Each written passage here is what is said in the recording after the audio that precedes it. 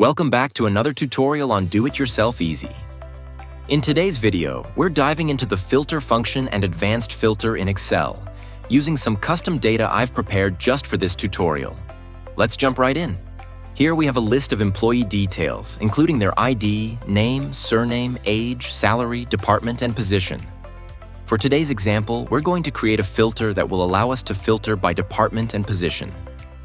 I've also created a column that shows the total salary per department, but for now, I won't go into the details of how that works.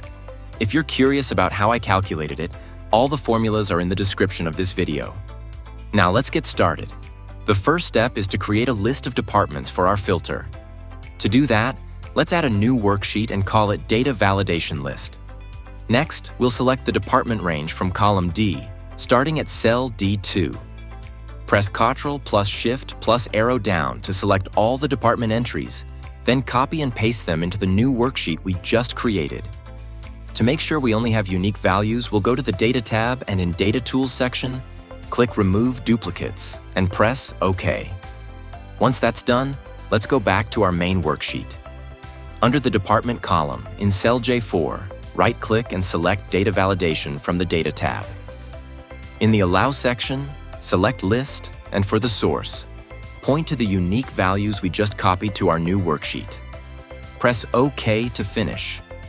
Now let's move on to constructing our filter function. What I want to achieve here is that whenever I select a department, Excel will display the corresponding positions for that department. In cell K4, type equal filter and open the parentheses.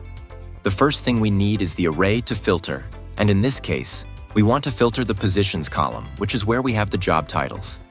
Be sure not to include the headers, so let's select the positions column and completely fix the reference by pressing F4. Then enter a comma to move to the next part of the formula. Next, we need to define the include section, which is our filtering condition. What we want is for the positions to change whenever we select a different department. To do this, we'll select the department column, fix the column reference, and check if it matches the value in cell J4. Again, fix this reference too by pressing F4. This next part is optional, but worth mentioning.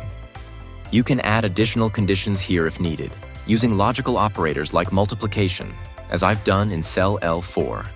But for now, let's move forward and close the parentheses. Before you hit Enter, there's one more adjustment to make. Since the filter function will return multiple values, we want to make sure we only see unique positions for each department. So at the beginning of the formula, type unique open parenthesis to remove duplicates and then close the parentheses. Now hit Enter. As you can see, the positions for the Human Resources department are displayed. And when I change the department, the list of positions dynamically updates. In column L, I've used another dynamic formula that combines filter and IFERROR. It's a bit more advanced, so we'll cover that in another video. But before we jump into the advanced filter, I'd like to highlight that if you ever need to apply multiple conditions to your filter, you can use the multiplication symbol asterisk when all conditions must be true, or the addition symbol plus when at least one condition needs to be true, as demonstrated in cell L4. Let's continue by exploring the advanced filter. Go to the Data tab and select Advanced. The first decision is where to place the filtered data. In this case, I'll select Copy to another location and, under Copy to, click the box and choose cell J21. Next, for the list range, I'll select the department and position columns, but without the headers since we already have them starting in J20. If you'd like to include the headers, you can, but it's not necessary in this example. Now for the criteria range, select the positions you want to filter. Since we're looking for unique values, check the box for unique records only and press OK. You'll see the filtered list appear starting from cell J20. With Advanced Filter, you can press Ctrl plus Shift plus L to adjust the range manually if needed. Pros and cons of filter function versus advanced filter. The filter function is dynamic, meaning it updates automatically when your data changes or when you adjust criteria. However, it's limited to in-place filtering and requires formulas. The advanced filter allows you to copy filtered results to a new location, making it great for static or one-time reports. However, it's not dynamic. You'll need to reapply the filter if your data changes. And that wraps up today's tutorial.